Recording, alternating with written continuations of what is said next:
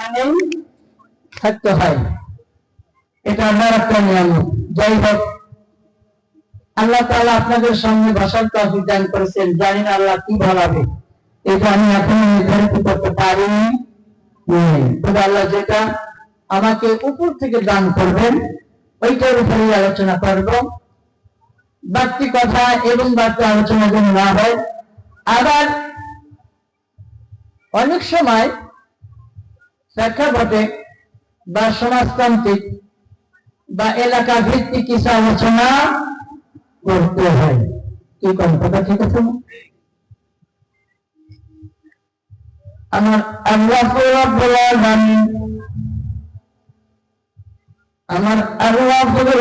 আলামিন কোরআনুল কারীমে বললেন, যালিকাল কিতাবু লা রাইবা ফীহি। এর নাম কি? ভালো করে কোন। আমার আল্লাহ রাব্বুল আলামিন বললেন, বিসমিল্লাহির রাহমানির রাহিম। আলিফ লাম মিম।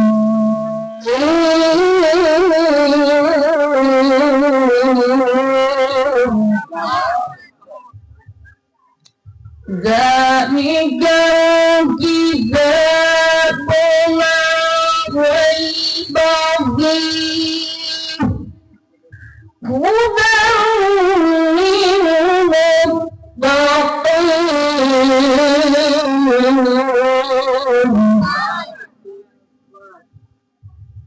এই কোরআনুল কারীমে আল্লাহ 114 খানা সূরা দিয়েছেন। কয়খানা? 114 খানা। প্রথম নাম্বার সূরাটার নাম কি? সূরাতুল ফাতিহা। তারপরে সূরাটার নাম কি? সূরাতুল বাকারা। বাকারা শব্দের অর্থ কি? গাভী। বাকারা শব্দের অর্থ গাভী। তাহলে গাভী কি খালি গরু ছাগলেরই হয়? গরু ছাগল কি গাভী বলা হয় নাকি আর কিছু গাভী আছে? যেই ব্যক্তি সন্তান পেটে জন্ম ধারণ দিতে পারে, পেটে যেই ব্যক্তি সন্তান রাখতে পারে ওই ব্যক্তিকে ধাত্রী বলা হয়। মানে আমার মাও কি একটা নারী গরুকেও নারী বলা হয়, অথচ আল্লাহ কোরআনুল কারীমে বলছেন গাভী। আচ্ছা বলেন তো, মা যদি ভালো হয় সেই গর্ভে নিয়ে ভালো হয় না খারাপ হয়? হ্যাঁ, মা যদি ভালো হয় তাহলে মেয়েও ভালো হয়, মা যদি খারাপ হয় মেয়েও খারাপ হয়, স্বাভাবিক নাকি? মৌলানা আহমদুল্লাহ বলেছিলেন, তখন আমি ছোট, ওনাকে পাখাতে বাতাস করছি, তখন এত মাইকও ছিল না, উনি ওই টিনের হরেন বানাইয়া মুখের সাথে লাগাইয়া ডাক ছাড়ছে। ওরে বাপ রে বাপ, মহেশপুরের পশ্চিম পাড়া থেকে পূর্ব পাড়া পর্যন্ত চলে গেছে। আর এখন 12-14টা মাইক লাগাইয়া ওই বাগাবাড়ি মাইকের সাউন্ড, কবরস্থানের মাহফিলের সাউন্ড বাগাবাড়ির কেন্দ্রে দিতে পারে না। আমাদের চিন্তা করেন না যে ঘাট বাগাবাড়ি না, আমাদের মহেশপুরের পূর্ব পাড়া আছে, সেই পাড়ার নাম হলো বাগাবাড়ি। তাহলে একই গ্রাম, পশ্চিম পাড়া থেকে পূর্ব পাড়া সাউন্ড যায় না, অথচ আগে টিনের সঙ্গে উনি হাত ছাড়তেন, পশ্চিম পাড়া থেকে পূর্ব পাড়া পর্যন্ত চলে গেছেন। উনি বলেছেন, গাই ভালোতে দুধ ভালো, দুধ ভালোতে ঘি ভালো, ঘি ভালোতে মাখন ভালো, মাখন ভালোতে সবকিছু হলো খাওয়া যায়। গাই ভালো না, দুধ ভালো না, মাখন ভালো না, ঘি ভালো না, খাওয়া ভালো না, খাওয়া।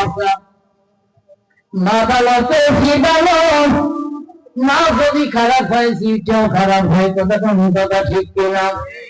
সেই বাকারা শব্দের অর্থ প্রথম আয়াত কালিমা আলিফ লাম মিম।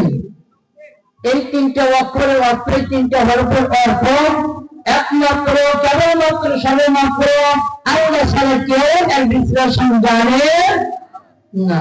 নবী মুহাম্মদ রাসূলুল্লাহ বলেছেন, আলিফ একটা অক্ষর, মিম একটা অক্ষর, লাম একটা অক্ষর, মিম একটা অক্ষর, তিনটা যে একটা শব্দ। এই শব্দ যদি কোন ব্যক্তি একবার তেলাওয়াত করে, ওই ব্যক্তির আমলে নামায় 30টা নেকি লিখে দেওয়া হয়। জালিকাল কিতাবু লা রাইবা ফিহি, কিতাবের মধ্যে কোনো সন্দেহ আছে? যুগে যুগে যত কিতাবওয়ালা এই জমিনে আসছেন, যত সাহিত্য, যত কবি যে বইটাই লিখছেন,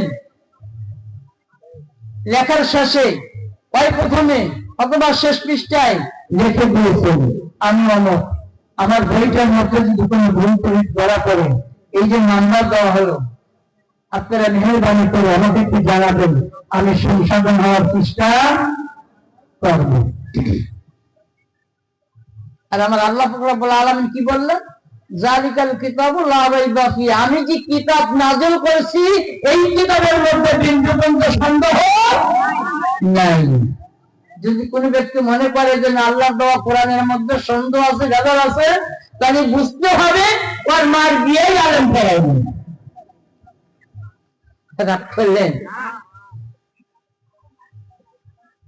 আসেন, জালিকাল কিতাবু লা রাইবা ফিহি হুদান লিল মুত্তাকিন।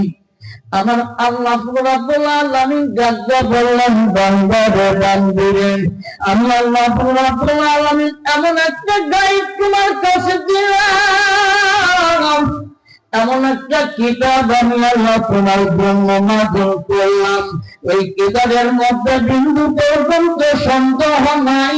জালিকাল কিতাবু লা রাইবা ফিহি, কোনো সন্দেহ নাই।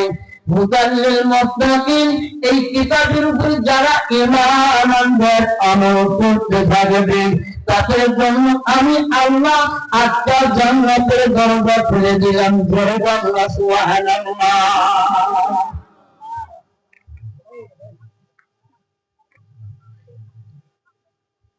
ওই বাজার একটু মন দিয়ে শোনা লাগবে, কিন্তু ধৈর্যের সাথে বসতে হবে। আমার আল্লাহ বলেছেন হুদাল লিল মুত্তাকিন, যারা মুত্তাকি হবে, যারা পরহেজগার হবে, তাদের ভিতরে কিছু আমল থাকা লাগবে। 1 নাম্বার আমল হলো as-সালাত। 1 নাম্বার আমল কি? এটা কিসের জন্য? দূর বাপু, তুই আবার ওয়াজের শুরুতেই পুরস্কার দেওয়া হলে এত পুরস্কার থবানো কেন?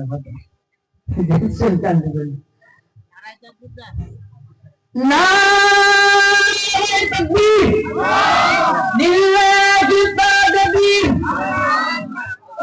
আপনারা খুশি না? ওই কল্প টাকা, কিন্তু আমি মনে